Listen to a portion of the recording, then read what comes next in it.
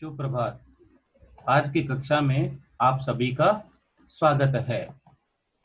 आज की कक्षा शुरू करने से पहले मैं आपको महत्वपूर्ण निर्देश बताने जा रहा हूं। ध्यान से सुनिए। टॉपिक्स और विषय को अच्छे से समझने के लिए हमेशा लाइव और ऑनलाइन क्लासेज में उपस्थित रहें। निम्नलिखित बातों का ध्यान रखें।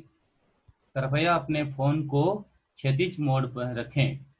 आवाज स्पष्ट आए इसलिए ईयरफोन या हेडफोन पहनें। शिक्षण कार्य के दौरान बुक, नोटबुक एवं पेन पेंसिल हमेशा साथ रखें ताकि महत्वपूर्ण जानकारी या महत्वपूर्ण बिंदु आप लिख सकें। लाइव क्लासेज के दौरान पूर्ण एकाग्रचित्त होकर अध्ययन करें। फोन को म्यूट मोड पर रखें। कक्षा के पूर्ण होने पर आप अपने डाउट क्लियर कर सकते हैं।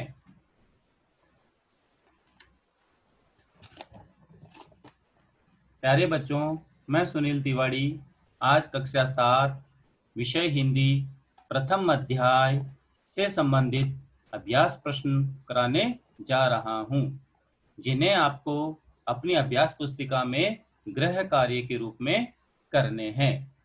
तो आइए प्रश्नोत्तर की तरफ चलें। सबसे पहले कविता से प्रश्न संख्या 1। हर तरह की सुख सुविधाएं पाकर भी पक्षी पिंजरे में बंद क्यों नहीं रहना चाहते? उत्तर देखिए। हर प्रकार की सुख सुविधाएं पाकर भी पक्षी पिंजरे में बंद नहीं रहना चाहते क्योंकि उन्हें वहां उड़ने की आजादी नहीं है।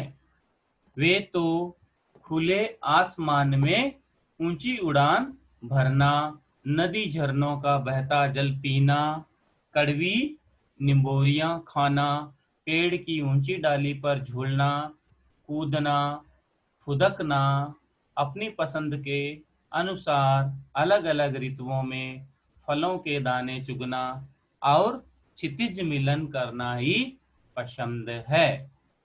यही कारण है कि हर तरह की सुख सुविधाओं को पाकर भी पक्षी पिंजरे में बंद नहीं रहना चाहते हैं। तो आपको अच्छे से समझ में आया होगा क्यों कि पक्षी बंदी जीवन में रहना पसंद नहीं करते। उनको अपनी उड़ान पसंद है। वे स्वच्छंद विचरण करना चाहते हैं। दूसरा प्रश्न देखिए। प्रश्न संख्या नंबर 2।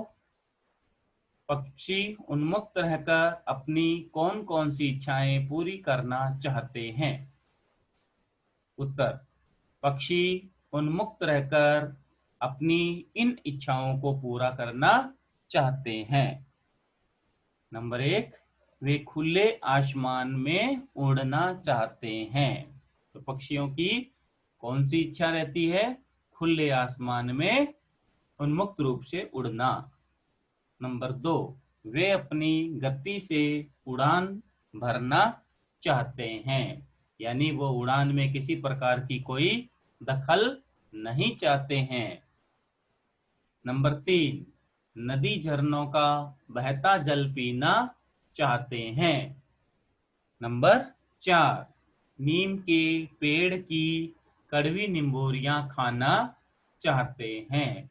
जैसा कि पाठ में हमने देखा कि पिंजरे में बंद पक्षी है, उसको अगर सोने या चांदी की कटोरी में हम उनको जल डाल के देते हैं या खाने के लिए मधुर फल देते हैं तो भी वो उनको खाना और पीना पसंद नहीं करते हैं। पेड़ की नंबर 5 देखिए। पेड़ की सब ऊंची फुनगी पर झूलना चाहते हैं। वे आसमान में ऊंची उड़ान भरकर अनार के दानों रूपी तारों को चुगना चाहते हैं। क्षितिज मिलन करना चाहते हैं। तो ये उनकी इच्छाएं हैं और इन इच्छाओं को वो पूरा करना चाहते हैं।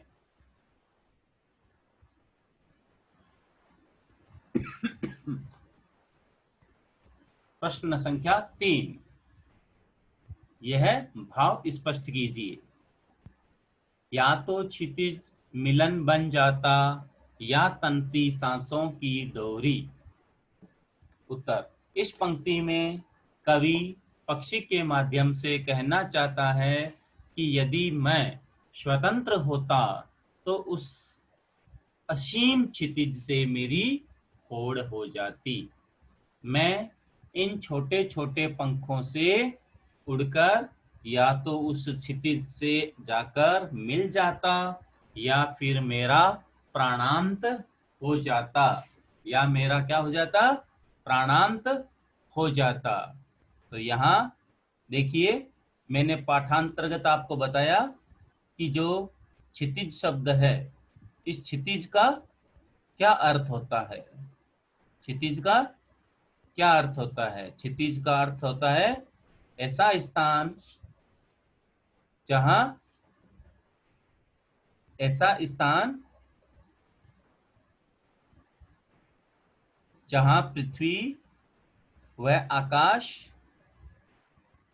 मिलते हुए प्रतीत होते हैं। पृथ्वी व आकाश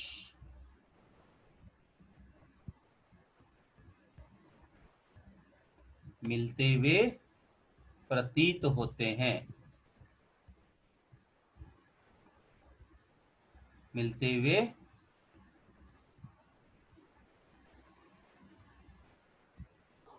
प्रतीत होते हैं, उस स्थान को क्या कहते हैं? क्षितिज कहते हैं। इस पंक्ति में कवि पक्षी के माध्यम से कहना चाहता है कि मैं स्वतंत्र, स्वतंत्र अर्थात आजाद, बिना रोक टोक के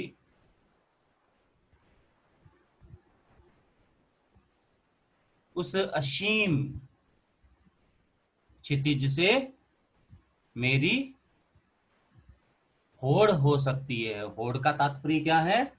होड़ का तात्पर्य है प्रतिस्पर्धा। होड़ का मीन्स प्रतिस्पर्धा। उस असीम से मेरी होड़, तो होड़ का मतलब क्या होता है?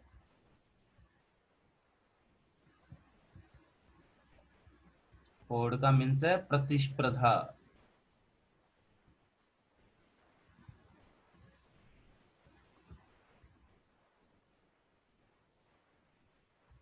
छोटे छोटे पंखों से उड़कर या तो क्षितिज से जाकर मिल जाता या मेरा क्या हो जाता है? प्राणांत हो जाता है, या मेरा क्या हो जाता है? प्राणांत। तो प्राणांत मीन्स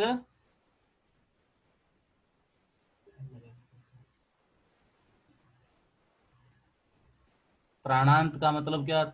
प्राणों का अंत। यहां अगर आप संधि कहेंगे तो प्राण प्लस अंत, प्राण धन अंत, प्राणांत अर्थात मृत्यु। आगे देखिए कविता से आगे।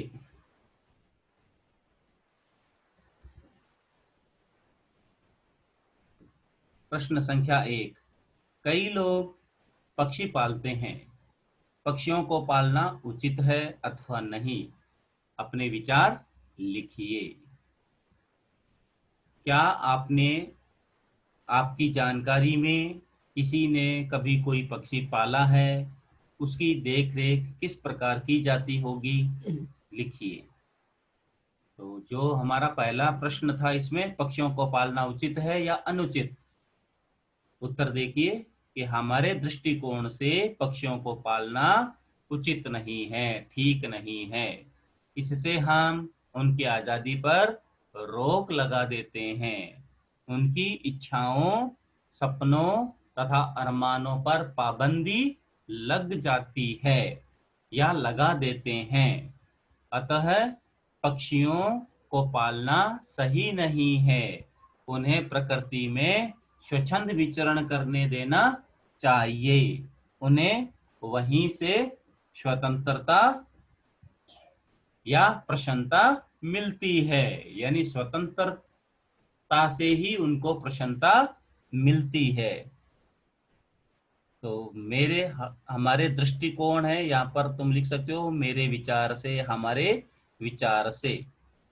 दृष्टिकोण आपको याद नहीं रहे तो आप यहाँ लिख सकते हैं कि मेरे विचार से या हमारे विचारों से, हमारे विचार से। दृष्टिकोण का मतलब हो गया विचार, हमारे विचारों से, हमारे विचार से पक्षियों को पालना ठीक नहीं है। उचित नहीं की जगह तुम ठीक लिख सकते हो, अनुचित लिख सकते हो। उचित नहीं मतलब अनुचित है, अनुचित है, ये आप लिख सकते हो। हम उनकी आज़ादी पर रोक लगा देते हैं, उनकी इच्छाओं, सपनों तथा अरमानों पर पाबंदी लग जाता है। पाबंदी लग जाती है आएगा यहाँ पे, यहाँ लिखोगे तुम पाबंदी लग जाती है। अतः पक्षियों को पालना सही नहीं है। उन्हें प्रकृति में स्वच्छंद, स्वच्छंद का मतलब अपनी इच्छा अनुसार, स्वतंत्रता पूर्वक, अपनी इच्छा अनुसार, अपनी इच्छा अनुसार विचरण करने देना चाहिए। उन्हें वहीं प्रसन्नता मिलती है। तो दूसरा अपना जो क्वेश्चन था, क्या आपने या आपकी जानकारी में किसी ने कभी कोई पक्षी पाला है? उनकी देखरेख किस प्रकार की जाती है? इस पर हमारे विचार लिखने हैं। तो हमारे एक पड़ोसी ने तोता पाला था, या आप अपने विचार से कुछ भी लिख सकते हो। कबूतर पाला था, चिड़िया पाली थी, उस पड़ोसी ने उसे मेले से खरीद कर लाया था, यानी वह पड़ोसी उसे मेले से खरीद कर लाया था। यहाँ कट करेंगे, यहाँ लिखेंगे पड़ोसी उसे मेले से खरीद कर लाया था। यहाँ नए को भी कट करेंगे बेटा। पड़ोसी उसे मेले से खरीद कर लाया था। तो ये चीजें आप यहाँ नहीं लिखेंगे कि पड़ोसी उसे मेले से खरीद कर लाया था। उसके परिवार के सभी सदस्य मन से उसकी देख रेख किया करते थे, प्रतिदिन उसके पिंजरे की सफाई किया करते थे। एक कटोरी में एक कटोरी में पानी पीने के लिए तथा खाने के लिए चना दिया जाता था। इसके अलावा तोते को मौसमी फल तथा मिर्च भी खाने को दिया जाता था। इसके अलावा, यहाँ पर यह मात्रा हटाओगे और यहाँ लिखोगे आ की मात्रा। इसके अलावा तोते को मौसमी फल तथा मिर्च भी खाने को दिया जाता था। मेरा पड़ोसी घंटों उस तोते से बातें किया करता था। उसे लेकर उसे घुमाने पार्क में जाया करता था। तोते ने घर के सभी सदस्यों के नाम रट लिए थे, लेकिन तोता खाना भारी मन से खाता था, मतलब खाने में उसका मन नहीं लगता था। भारी मन का मतलब हो गया बेमन से। यहाँ आप लिख सकते हो बिना मन के, बेमन से वह भोजन करता था। क्या करता था? बेमन से करता था, उसको खाना बिल्कुल भी अच्छा नहीं लगता था।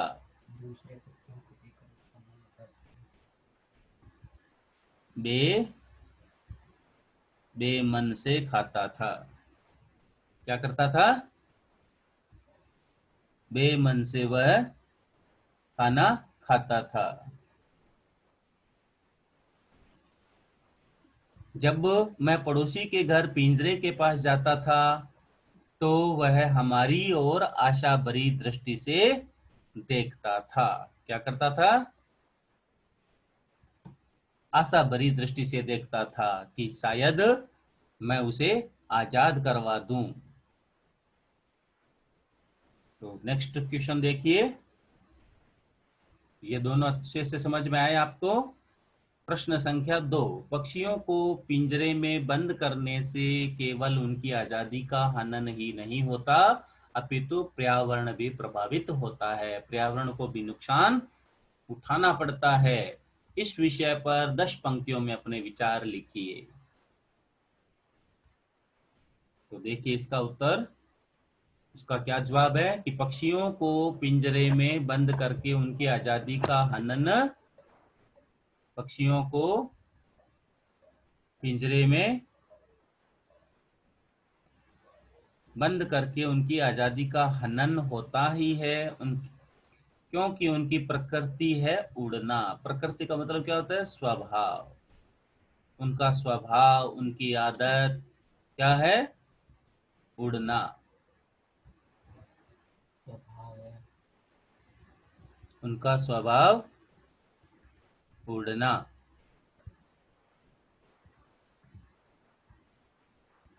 उनका स्वभाव क्या होता है? उड़ना होता है। स्वभाव, उनका स्वभाव उड़ना होता है। पिंजरे में बंद करके हम उन्हें पराधीन बना लेते हैं। पराधीन का मतलब गुलाम बना लेते हैं। पर प्लस अधीन, इसका विग्रह क्या करेंगे? पर धन अधीन।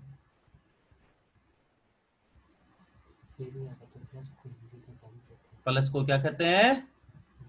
धन कहते हैं। पर धन अधीन, उससे उनकी आजादी तो समाप्त हो ही जाती है, साथ ही पर्यावरण भी प्रभावित होता है। तो पर्यावरण शब्द कैसे बना? परि धन आवरण। परिधन आवरण। परि का मतलब क्या होता है? चारों ओर, और आवरण ढका होना। हमारे चारों ओर का जो आवरण है, जिन गैसीय तत्वों से हम चारों ओर ढके हुए रहते हैं, उसी को हम पर्यावरण भी कहते हैं। तो इनसे पर्यावरण भी प्रभावित होता है, क्योंकि पर्यावरण को संतुलित करने में भी पक्षियों का सहयोग रहता है। पक्षी आहार श्रृंखला को नियमित करते हैं।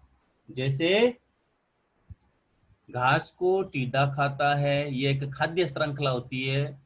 इसको आपने विज्ञान में पढ़ा होगा, आहार श्रृंखला, food chain. Food chain, food chain इसका आहार श्रृंखला या खाद्य श्रृंखला नाम है। आपको आहार याद नहीं रहे तो आप खाद्य श्रृंखला लिख सकते हैं। खाद्य श्रृंखला।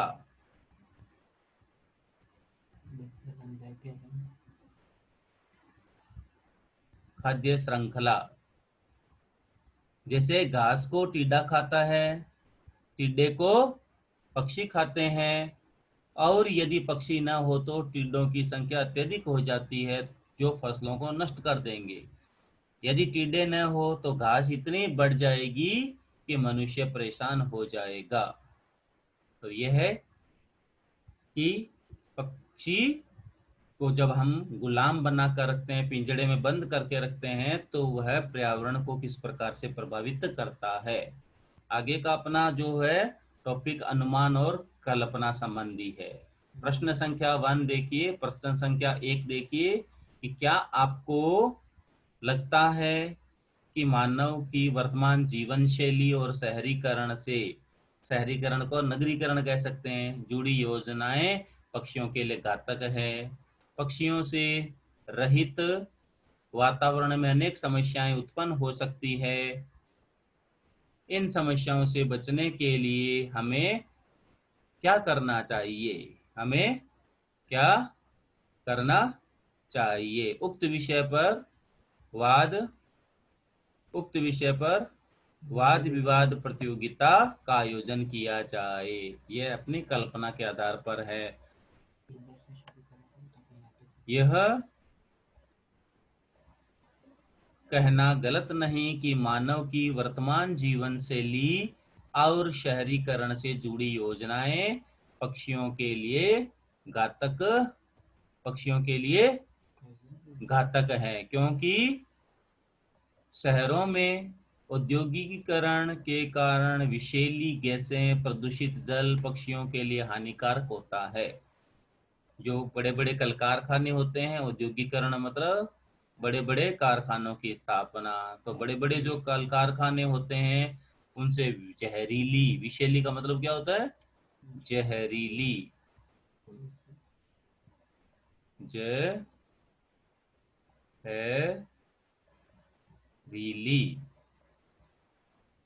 जहरीली यानी पॉइजन से युक्त गैसें निकलती है, वो प्रदूषित कर देती है वातावरण को और जल व पक्षियों के लिए हानिकारक होता है। दूसरी ओर अधिक से अधिक भवन निर्माण के कारण, यानी जो ऊंची ऊंची बिल्डिंग्स रहती है, कई मंजिला जो भवन होते हैं, उनके कारण भी क्या होता है? वातावरण को नुकसान पहुंचता है। या बहुत बड़े स्थान पर जो भवन का निर्माण किया जाता है तो उसे वन और हरियाली वाले इलाकों को काटकर बड़े बड़े भवन बना दिए जाते हैं, जिससे पक्षियों का आश्रय स्थल नष्ट हो जाता है, छिन्न भिन्न हो जाता है। साथ ही वृक्षों से प्राप्त खाद्य पदार्थ, फल फूल आदि उन्हें नहीं मिल पाते। ऐसा होने पर उन्हें बहुत मुश्किलों का सामना करना पड़ता है।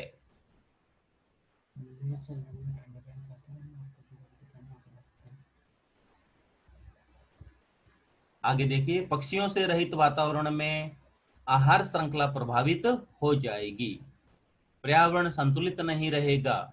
इसके लिए हमें अधिक से अधिक वृक्ष लगाने चाहिए, बाग बगीचों का निर्माण करना चाहिए, फैक्ट्रियों को भी शहरों से दूर लगाकर धुएं और प्रदूषित जल हेतु उचित प्रबंध करने चाहिए।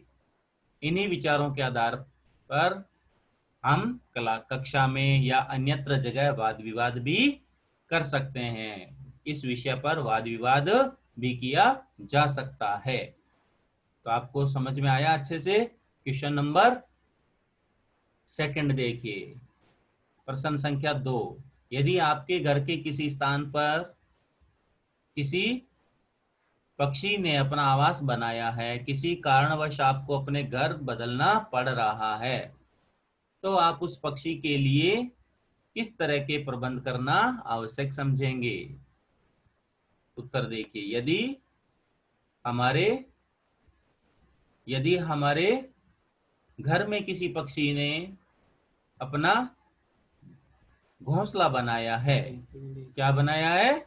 अपना घोंसला बनाया है, तो किसी कारणवश हमें घर बदलना पड़ रहा हो, तो हम प्रयास करेंगे कि जब तक घोंसलों में रखे अंडों से बच्चे न निकल जाए, पक्षी उन्हें उड़ना न सिखा ले, तब तक घोंसलों को न छेड़ा जाए।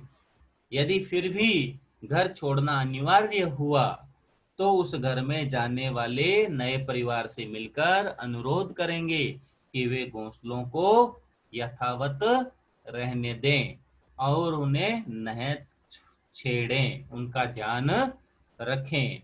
इस प्रकार हमें जीवों का भी, पक्षियों का भी, जंतुओं का भी ध्यान रखना चाहिए। भाषा की बात, स्वर्ण श्रृंखला और लाल किरण सी में रेखांकित शब्द गुणवाचक विशेषण है। कविता से या ढूंढ कर लिखा हुआ बेटा, यहां पर आएगा कविता से ढूंढ कर। क्या आएगा? कविता से, यहाँ पर डे से ढक्कन लिखेंगे, कविता से ढूंढकर। इस प्रकार के 3 और उदाहरण लिखिए। तो कौन कौन से अपन लिख सकते हैं? कनक तिल्लियां। नंबर 2 पर लिख सकते हैं अपन कटुक निबोरी। और नंबर 3 लिख सकते हैं अपन तारक अनार। तो ये गुणवाचक विशेषण। गुणवाचक विशेषण किसे कहते हैं? जो शब्द रूप, रंग, दशा, भाव, अवस्था आदि को प्रकट करते हैं। जैसे यहाँ पर तिलियां, तिलियां से पहले आया कनक। कनक का मतलब होता है सोना। आगे शब्द आया आपके, क्या आया है? कटुक। तो उस कटुक का मतलब क्या होता है? कड़वा। क्या होता है? कड़वा।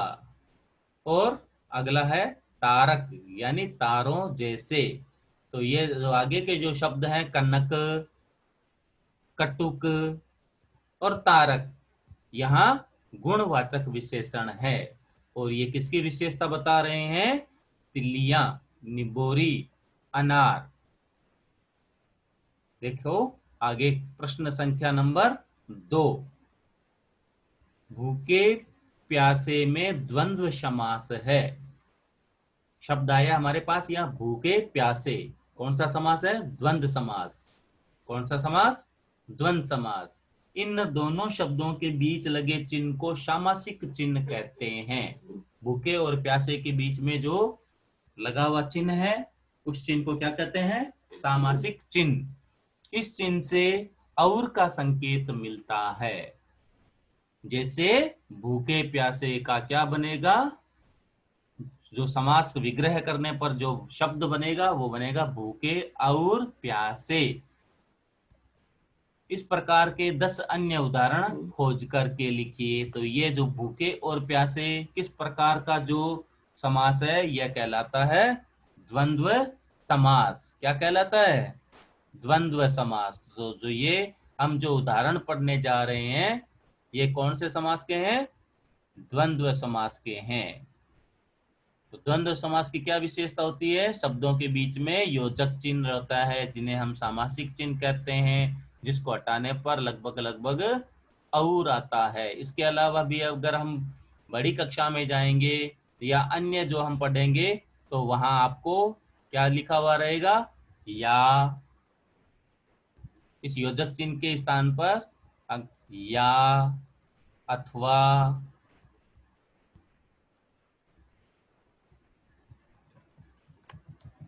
आदि,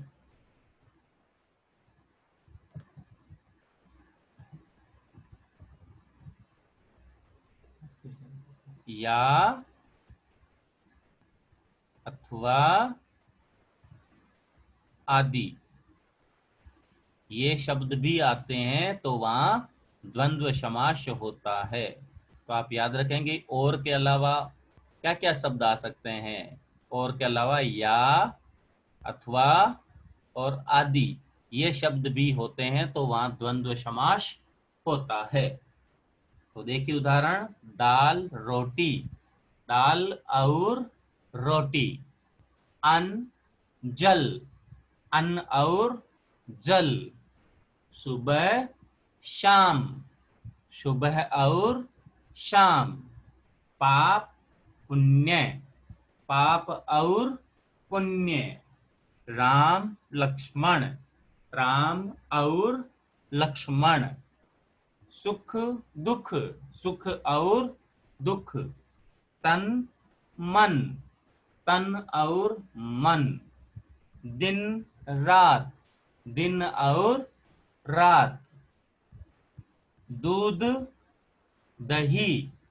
दूध और दही। कच्चा पक्का। कच्चा और पक्का। तो बच्चों, आज के हमारे प्रश्नोत्तर संबंधी अभ्यास कार्य पूर्ण हुआ। आशा है आपको अच्छे से समझ में आया होगा। ये जो प्रश्नोत्तर संबंधी कार्य आपको कहाँ करने हैं? अपनी अभ्यास पुस्तिका में, अपने नोटबुक में करने हैं और इनको समय रहते ही साथ साथ इनको याद करना है। तो आज की अपनी कक्षा पूर्ण हुई। धन्यवाद। घर पे रहिए, सुखी रहिए, कोरोना जैसी बीमारी से बचते रहना।